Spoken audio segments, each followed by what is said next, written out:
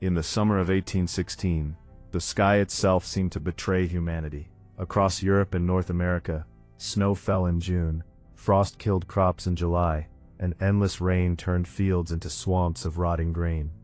Families gathered around dying fires, listening to the howling wind, wondering why the sun had abandoned them. This was no ordinary bad weather. It was the terrifying consequence of a mountain exploding on the far side of the world, and its silent fury would help ignite revolutions that would reshape the modern age.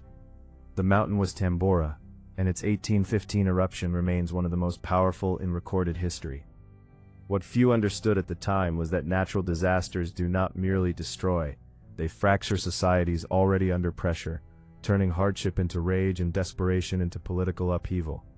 The year without a summer was about to demonstrate how the earth's convulsions could topple kings and empires. For centuries before Tambora, European societies had balanced precariously between old feudal structures and new ideas of liberty. The French Revolution had come and gone, Napoleon had risen and fallen, and the Congress of Vienna tried to restore order. Yet beneath the surface, millions lived on the edge of hunger. Poor harvests were common, taxes were crushing, and the memory of revolutionary fire still burned in the minds of the young and the dispossessed.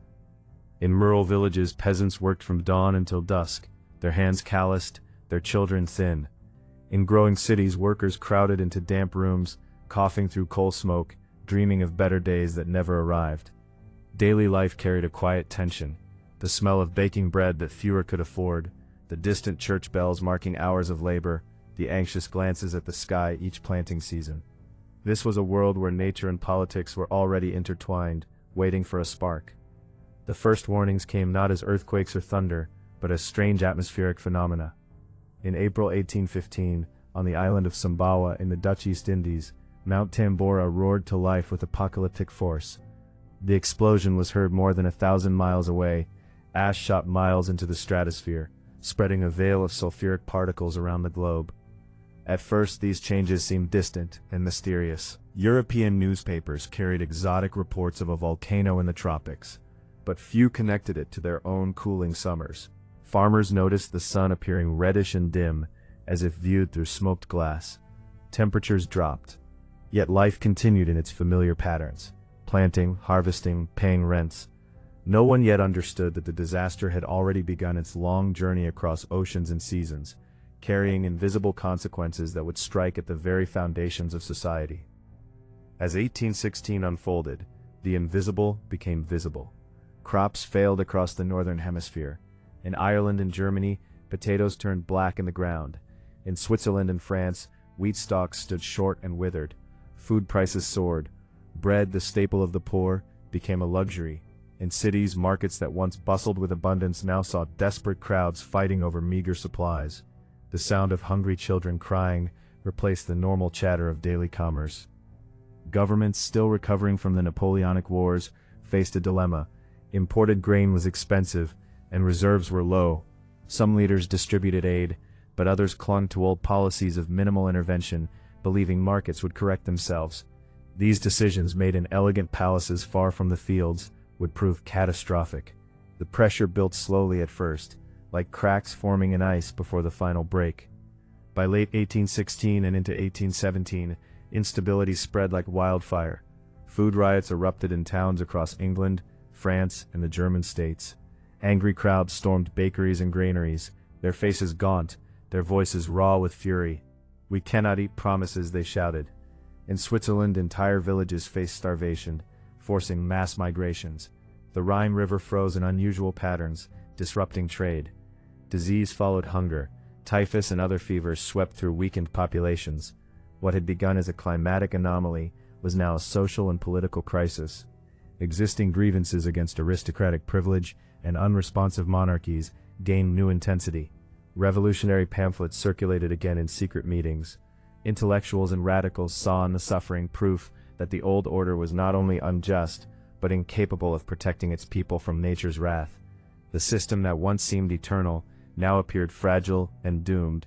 Key mistakes compounded the disaster. Many European rulers, fearing another French-style revolution, responded with repression rather than reform. Troops were deployed to quell riots instead of addressing root causes. Grain exports continued in some regions while locals starved, driven by profit motives and outdated economic theories. In other places, corruption diverted relief supplies.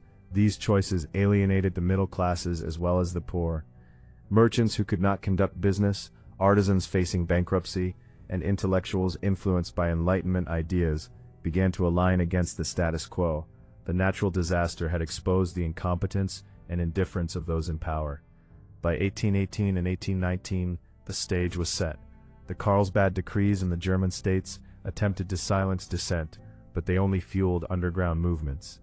In France, the restored Bourbon monarchy struggled to maintain legitimacy as harvests slowly recovered, but memories of hunger remained vivid.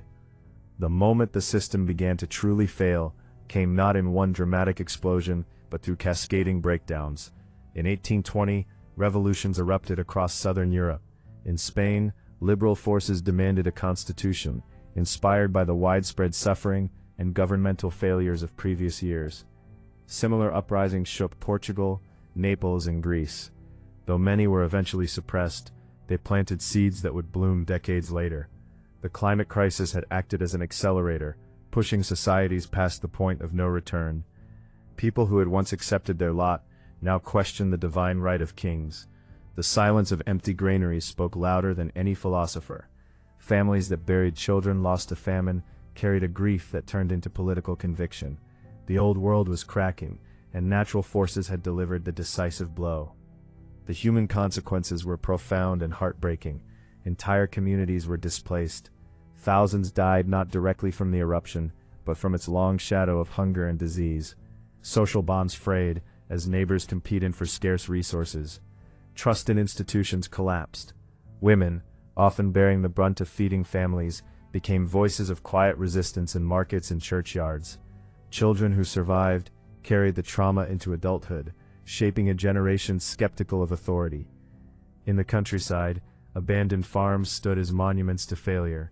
In cities, the smell of decay lingered in alleyways where the poor huddled. Yet from this suffering emerged new solidarities, secret societies, workers' groups, and intellectual networks that would fuel future movements.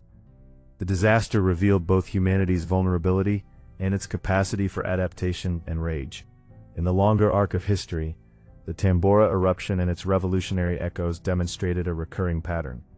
Natural disasters have repeatedly acted as catalysts for political rupture. In ancient China, massive earthquakes and floods were interpreted as signs that a dynasty had lost the mandate of heaven, justifying peasant rebellions that toppled emperors. The 1755 Lisbon earthquake not only destroyed a city, but shook European confidence in divine order, feeding Enlightenment ideas that influenced the American and French revolutions. In 1970, the deadly Bola cyclone in East Pakistan exposed governmental neglect, accelerating the Bangladesh independence movement. These events show that when nature strikes, it does not create revolutions alone, it amplifies existing fractures until they become chasms. The legacy of such disasters continues to haunt modern civilization. They remind us that societies are not invincible, that environmental forces can expose the deepest weaknesses in political and economic systems. As climate patterns shift once more in our own era, with rising temperatures and extreme weather, the lessons from 1816 feel eerily relevant. The people who lived through the year without a summer could not have imagined how their suffering would help reshape maps and governments. They only knew hunger, cold, and the growing certainty that something fundamental had to change. Their story stands as both warning and testament to human resilience. The quiet realization that when the earth moves, history often follows. Yet the final truth remains haunting. Collapse rarely announces itself with trumpets.